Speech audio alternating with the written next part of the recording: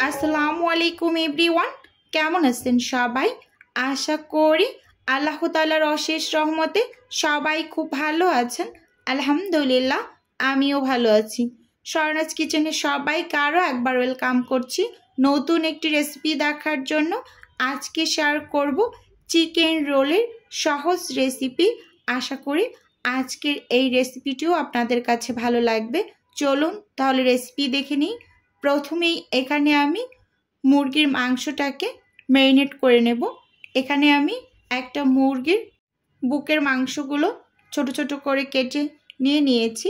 এবার হচ্ছে এখানে 1 চামচ আদা বাটা, 1 চামচ রসুন বাটা, 1 চা চামচ দিয়ে দিয়েছি ধনিয়ার গুঁড়ো, সেই সাথে দিয়ে দিচ্ছি লাল মরিচের গুঁড়ো, 1/2 চামচ দিয়ে দিয়েছি গরম মশলার গুঁড়ো, আর এখানে আমি 2 টেবিল চামচ ব্যবহার করছি সয়া সস। এবার একেবারে সব শেষে আমি অ্যাড করে দেব এর মাঝে স্বাদ মতো লবণ। এবার হচ্ছে আমি চামচ দিয়ে সব কিছু খুব ভালোভাবে মিশিয়ে নেব। এখানে বন্ধুরা আপনারা চাইলে এই কাজটা হাত দিয়েও করে নিতে পারেন। আমি যেহেতু অর্ডারের জন্য কিছু রোল তৈরি করব, সেজন্য এই কাজটাতে আমি হাত লাগাচ্ছি না, চামচ দিয়েই খুব ভালোভাবে নেড়ে চেড়ে মিশিয়ে নিয়েছি। আর একটা জিনিস এর মাঝে স্কিপ হয়ে গিয়েছে, এখানে আমি টালা জিরার গুঁড়োটা ব্যবহার করেছি 1 চা চামচ, কিন্তু সেটা স্কিপ হয়ে গিয়েছে, বলে দিয়েছি আমি এখন। এবার হচ্ছে এগুলোকে আমি রান্না করে নেব। আমার হাতে সময় কম ছিল, তাই আমি সরাসরি কাজটা করে নিচ্ছি। আপনারা একটু রেস্টে রেখে দিতে পারেন। এবার চুলোতে আমি একটা প্যানে পরিমাণ মতো তেল দিয়ে দিয়েছি। তেলটা একটু ভালোভাবে গরম হয়ে আসার পর এর মাঝে হচ্ছে ম্যারিনেট করা সেই মুরগির মাংসগুলোকে দিয়ে খুব ভালোভাবে একটু স্প্যাচুলা দিয়ে নেড়ে চেড়ে ভেজে নেব। আর এভাবে করে চিকেন রোলটা তৈরি করলে এটা খেতে ভীষণ ইয়াম্মি লাগে। আপনারা বাসায় এই রেসিপিতে একবার হলেও ট্রাই করে দেখবেন। আশা করি আপনাদের কাছেও ভীষণ ভালো লাগবে। অনেক আপুদের রিকোয়েস্ট ছিল বলতে গেলে যে আপু তুমি অর্ডারের জন্য যেভাবে চিকেন রোলটা তৈরি করো সেই রেসিপিটা একটু শেয়ার করো। খুবই সিম্পলভাবে তৈরি করি, কিন্তু এটার টেস্ট খুবই ভালো আসে। আপনারা এই রেসিপিতে অবশ্যই একবার হলেও বাসায় বানিয়ে খেয়ে দেখবেন। আশা করি আপনাদেরও ভালো লাগবে। ঢাকনা দিয়ে 2-3 মিনিটের মতো আমি একটু রান্না করে নিয়েছি মিডিয়াম আঁচে। এরপর আবার ঢাকনা খুলে কিন্তু নেড়ে চেড়ে আবার ঢাকনা দিয়ে ঢেকে এরকম 2-3 বার করে একটু রান্না করেছি। তারপরে এই যে 1 কাপ পেঁয়াজ কুচি আর 3টা কাঁচামরিচ কুচি একেবারে ছোট সাইজের আমি হচ্ছে দিয়ে খুব ভালোভাবে নেড়ে চেড়ে মিশিয়ে নিচ্ছি। আর পেঁয়াজটা একটু পরে ব্যবহার করবেন, মাংসটা প্রায় 80%-এর মতো যখন সেদ্ধ হয়ে আসবে সেই পর্যায়ে হচ্ছে পেঁয়াজগুলোকে দিয়ে দেবেন। আমি পেঁয়াজের জন্য একটু লবণ ব্যবহার করেছি, দেখতেই পাচ্ছেন যেহেতু পেঁয়াজটা ব্যবহার করেছি লবণটার যেন ব্যালেন্স ঠিক থাকে, তাই সামান্য একটু লবণ দিয়ে দিয়েছি। এবার হচ্ছে এগুলোকে আমি একটা ঘুটনি দিয়ে ভালোভাবে একটু ভেঙে দিচ্ছি, এতে করে খুব সুন্দরভাবে একটু আধভাঙা হয়ে যাবে, এই যে দেখতেই পাচ্ছেন। আর এভাবে করে যদি চিকেনের পুরটা রেডি করে নেওয়া যায় তাহলে ওই রোলটা খেতে মাশাআল্লাহ অসাধারণ হয়। এবার সবশেষে আমি এখানে 1 চা চামচ কর্নফ্লাওয়ার সামান্য একটু পানিতে মিশিয়ে এই যে দিয়ে দিয়েছি। এতে করে পুরের ভিতরে একটা জুসিনেস থাকবে, একেবারে ড্রাই হয়ে যাবে না, ঠান্ডা হয়ে যাওয়ার পর একটু হালকা ভিজা ভিজা ভাব থাকবে। তাই এভাবে করে অবশ্যই সবশেষে কর্নফ্লাওয়ারটা ব্যবহার করার চেষ্টা করবেন। আমি ধনিয়া পাতাটা ব্যবহার করছি না, যেহেতু অর্ডারের জন্য রেডি করছি। তাদের জিজ্ঞেস করেছিলাম, তারা স্কিপ করতে বলেছে। এবার হচ্ছে রোলের শিটগুলোকে আমি বানিয়ে নেব। অফ ক্যামেরাতে আমি এই ব্যাটারটাকে রেডি করে নিয়েছি। আমার হাতে একেবারেই সময় নেই বললেই চলে, তাই আমি অফ ক্যামেরাতে এই কাজটা করেছি।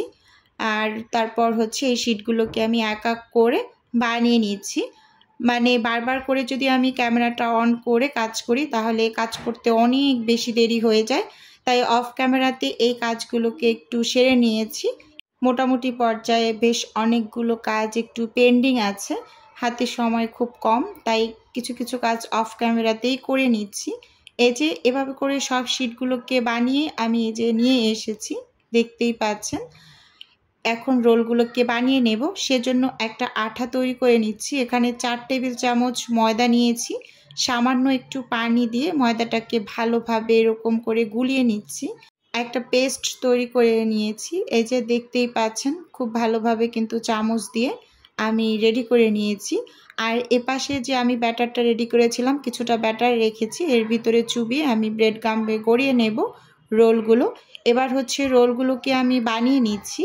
প্রথমেই এখানে আমি একটা শিট নিয়ে নিয়েছি, এরপর হচ্ছে শিটের 2 পাশেই হচ্ছে ওই যে আঠাটা তৈরি করেছিলাম ময়দা দিয়ে একটু লাগিয়ে দিয়েছি। এবার চামচ দিয়ে 2 চামচের মতো পুর নিয়ে নিয়েছি। এখন 2 সাইড থেকে এটাকে লাগিয়ে চেপে চেপে একটু হাত দিয়ে টাইট করে তারপরে এই যে রোলগুলোকে ঠিক এভাবে করে ফোল্ড করে বানিয়ে নেব। এটা খুবই ইজি একটা কাজ, আপনারা দেখেই কিন্তু বুঝতে পারছেন। এই যে একটা রোল কিন্তু আমি খুব সুন্দরভাবে তৈরি করে নিয়েছি। এবার এই পর্যায়ে নিজের বিজনেসের একটু প্রচার করি। যারা যারা ফ্রোজেন কোনো আইটেম অর্ডার করতে চাচ্ছেন, স্ক্রিনে দেওয়া হোয়াটসঅ্যাপ নাম্বারে নক দিলেই কিন্তু আপনাদের A to Z বলে দেব। শুধুমাত্র ঢাকা সিটির মধ্যেই কিন্তু ডেলিভারিটা করা হয়। এই যে এপাশে কথা বলতে বলতে আরও একটা রোল কিন্তু আমি তৈরি করে নিচ্ছি, দেখতেই পাচ্ছেন। 2 পাশ থেকে একটু ভাঁজ দিয়ে এবার মাথায় একটু আঠা লাগিয়ে এভাবে করে মুড়িয়ে কিন্তু সব রোলগুলোকেই আমি এখানে বানিয়ে নিয়েছি। এবার হচ্ছে এই রোলগুলোকে আমি হচ্ছে ব্রেড গামে গড়িয়ে নেব। এখানে কিছুটা পরিমাণ ব্যাটার আমি যখন এই শিটগুলো বানিয়েছি তখন তুলে রেখেছিলাম, সেই ব্যাটারের ভিতরে আমি চুবিয়ে এই যে এখানে ব্রেড গামের ভিতরে কিন্তু আমি গড়িয়ে নিচ্ছি।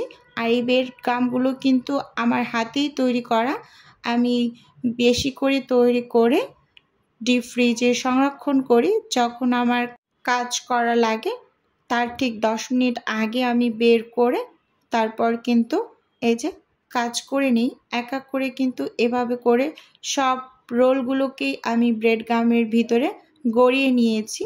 ঠিক এভাবে করে কিন্তু আমি অর্ডারের রোলগুলো তৈরি করে তারপর ফ্রোজেন করে আমি ডেলিভারিটা করে নিই। এই যে দেখতেই পাচ্ছেন এখানে সবগুলোকে আমি এক এক করে বানিয়ে নিয়েছি। এবার এগুলোকে আমি হচ্ছে ফ্রোজেন হতে ডিবে রেখে দেব, পরে অন্য একটা ভিডিওতে ডেলিভারিটা শেয়ার করব। আজকের ভিডিও এ পর্যন্তই।